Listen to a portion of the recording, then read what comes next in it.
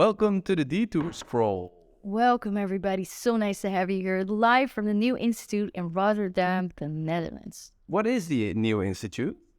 Well, kind of surprised you don't know. I mean, I think you work here, but that's okay. The New Institute is a museum that's about architecture, digital culture, and design. But what I like the most about the New Institute that they have this project called the Detour Guides. Oh, yeah. Maybe I'm a little bit biased because I'm part of the project myself, and I think you were in the distant past as well. Yep. So what we're going to do today is take you along on a detour scroll. And this scroll is going to be a trip. It's going to be an adventure. We're going to take you to all the ups and downs. We're going to do exercises. We're going to take you to multiple universes. But first, you're probably wondering, who are these people in front of me?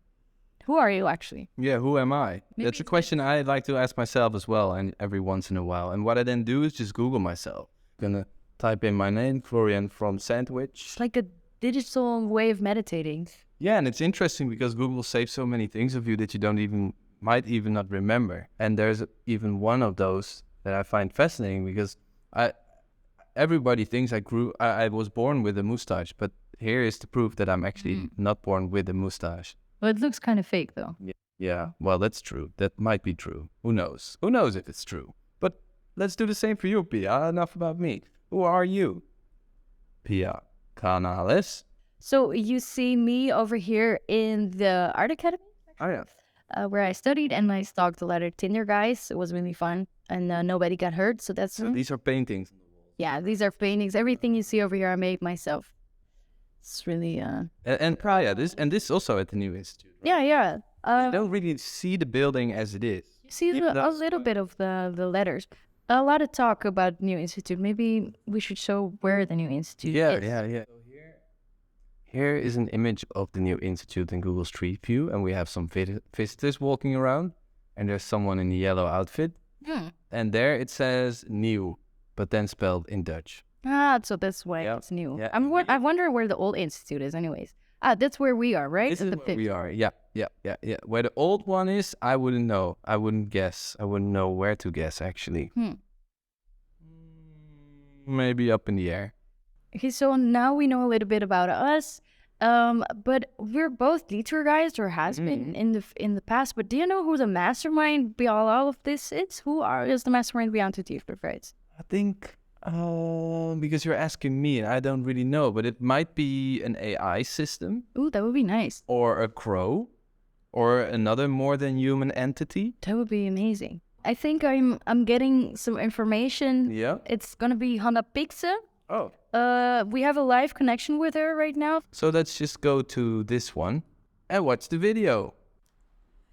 Imagine you're walking through the museum and you see a group of people in the galleries doing squats and jumping jacks while learning about the social history of design. Or a group of people who are walking through the museum but they're only looking up. Or maybe a group of people who are getting a tour through the toilets. Ever since we started working with the Detour guides, we never know what to expect when we're walking through the building. So 3 years ago, we decided to change everything about the way we work. And we decided to change how we interact with audiences, but also how we develop our education programs. And we used to work with regular tour guides who received scripted tours for every exhibition. And we thought we need something that matches better with our mission, which is we need every participant to realize that they are a designer of the future. So what better way to learn this than from artists and designers themselves? And that's when we decided to go from tour guides to detour guides. And now they're slowly taking over the institute. So what are the detour guides? They are creatives, telling stories from the New Institute, but from their own perspective.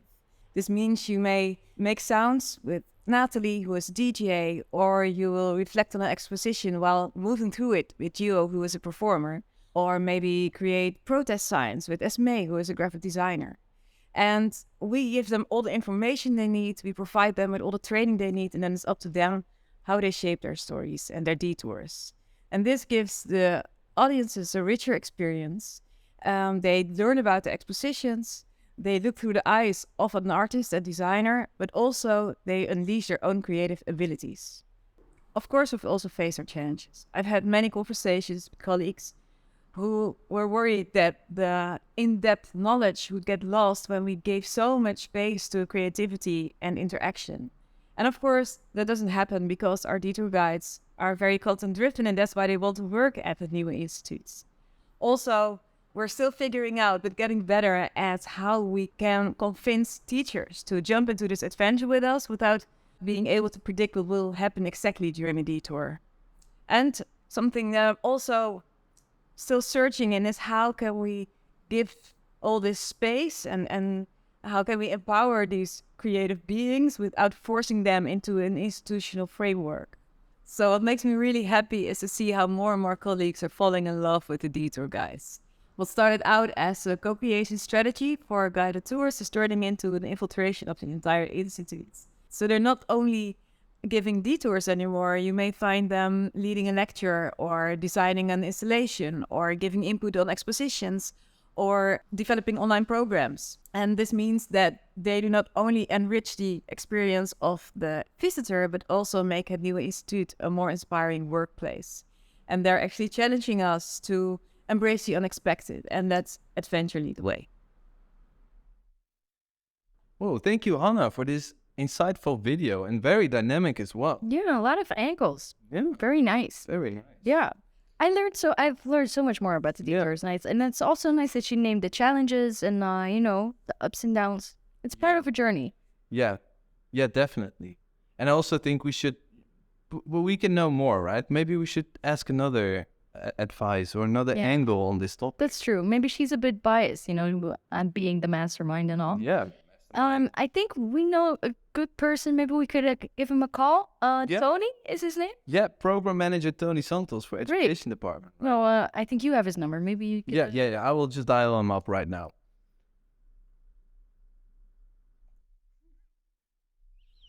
Six. Hey, Tony, so nice to see you. Hey, Tony. Yeah, hi. Hey, how are you? Hey, Pia and Florian. Nice to see you.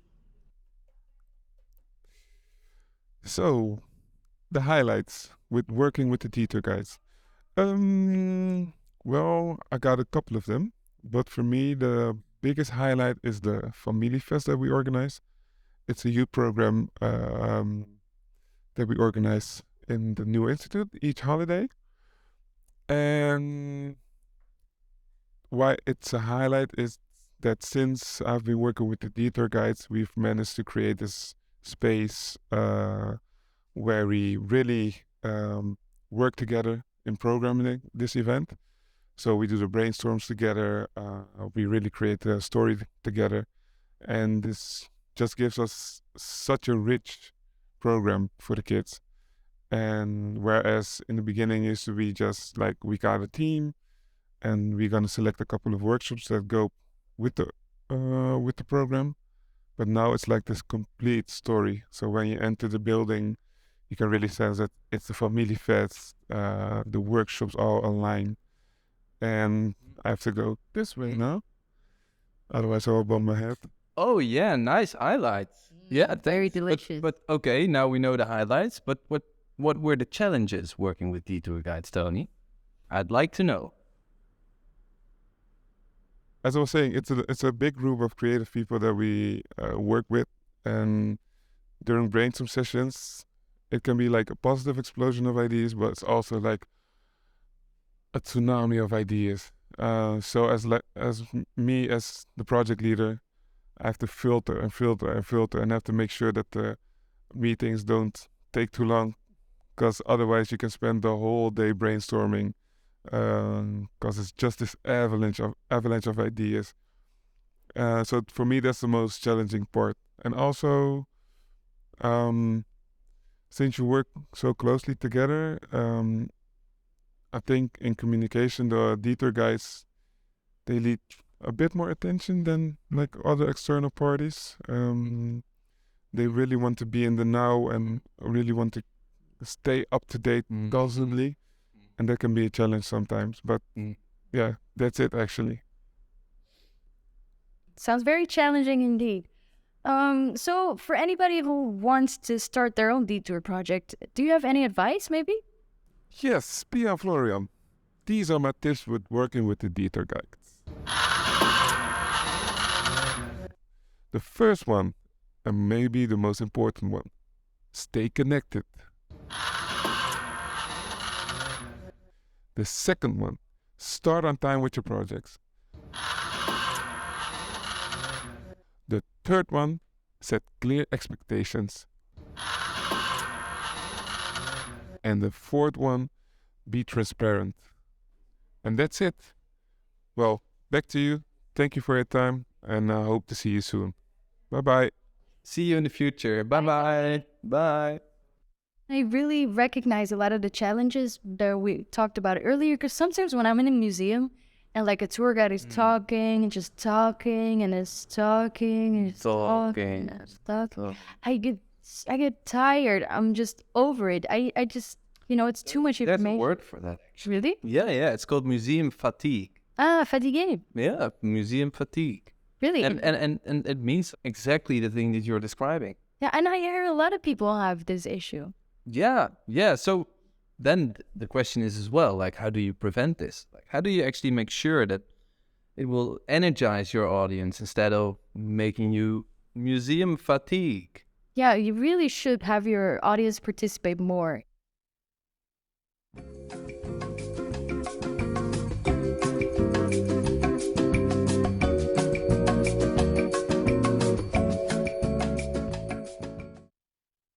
Welcome. So, we're in a room which I really like, because this is a room about letting go and releasing whatever you have within you.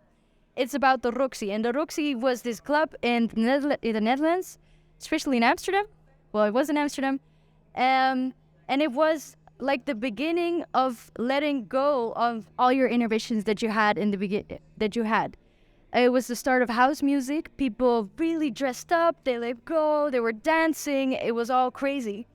I talked a lot about change and being mad about something as well, and protest signs. So what I want to do is I'm going to give you all the tools to make your own protest signs, and you have to write down something you're mad about or you want to change. Could be something you feel yourself. Yes, are you guys okay with that? And in the end, I'm going to collect them all and I'm going to put them up on my mountain of madness. Okay, write down what you're most mad about. Could be something small, could be something big, something you would put up on a protest sign. A few moments later. Who was brave enough to try? Joe? Packaging in general, but also single-use items. I feel like I'm selling a small piece of my soul. Every time I pick up from the supermarket a cucumber wrapped in a piece of plastic, or an orange in a small bag I'm only going to use one time, ban them, get rid of them. Overconsumption. Stop the waste crisis. Very aware of the problems we have. Mine says dishonesty. And it just says, say hi when you're on the lift. I want you to put your madness on the cathedral, to place it.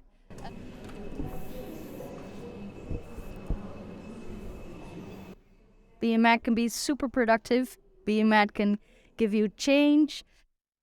Thank you for joining. This is the end of the tour. I would like to thank you so much for joining. It's been a very big pleasure. Stay mad, but also talk and do more. So thank you everybody for joining.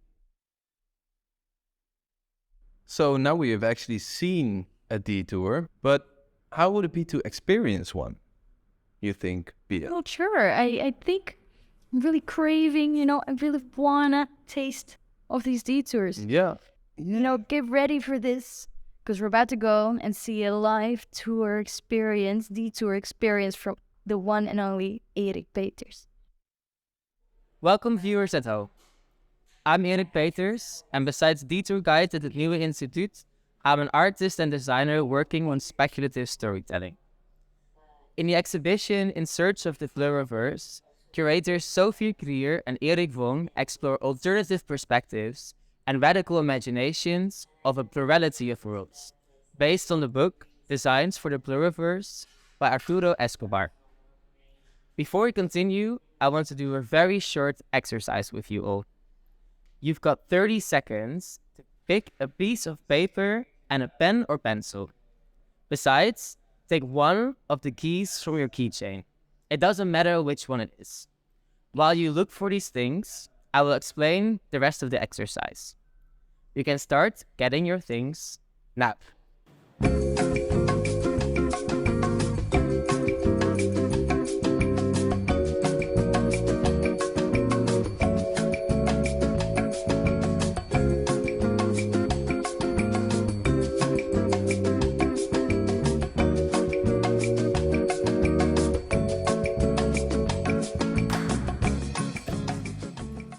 Soon you will hear a poem of about 40 seconds.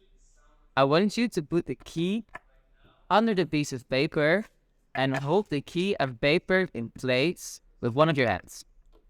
With your other hand, color in the surface and the paper to trace the lines and engravings of your key. The key will try to move away as you do this, so it's important to hold on tight. Stop drawing when the poem is finished. It's that simple. Do you have everything ready? Let's start now. Oaks at Knockvolligan. No ship would here. Puny, undernourished, they crouch and squirm among the crags. They whimper under the salt-tip lash of storms. They're gnarled and knuckled. Their worn knees burst through stretched skins and gleam in the harshness of the winter sun. Here, nothing bigger than a mouse will picnic under dappled summer sun. In spring, no prostrate lovers gaze up at stars between small leaves. Did you manage? You heard a poem by Derek Crook, read by Meek Swanborn. On the islands of Mull, on the west coast of Ireland, Meek investigates how to live connected with nature by looking at her surroundings over and over and over again. As part of her detailed observations, she makes rubbings from the oldest oak of Mull. Important here is not only the print of the tree, but also touching the tree, the time spent together with the tree and the insects and the inner light coming on the paper. It's the same with the collection of keys we just made together. All at the same time, hundreds of people across the world were engaging in a collective movement of archiving their access to a physical space somewhere in the world. Can you still remember the sound your pen made on the surface? All these keys connect to different places and different memories, yet all just became part of one shared narrative. It stands for the infinite amount of perspectives we can have on how to live on the same planet. Welcome to In Search of the Pluriverse. Whoa. Yeah. I'm out of I words. didn't expect that at all. No. It was amazing, actually. I think I'm cured from my museum fatigue now. Yeah. Well, actually, if there is a cure for museum fatigue, then it should be on the internet, right? Everybody should know about this. That's where all the answers are. Yeah, so we researched museum fatigue some more, and we found... Oh, there's already a cure. Oh yeah, here on the 5th page. Standing on your head, audience participation, following Tony's advice, Tony's advice, yeah. hiring a bunch, detour. Detour guides. It's the only known cure to museum fatigue. That's... We made it. If it's there, it must be true. It must be true. Thank you for watching this video, and I hope you enjoyed it. Yes. And for more information, just go to the website of the New Or Institute. just come visit us. We're very welcoming people. Yep. Just come and have a good time. Or just stand on your head and you'll be fine too. Yeah.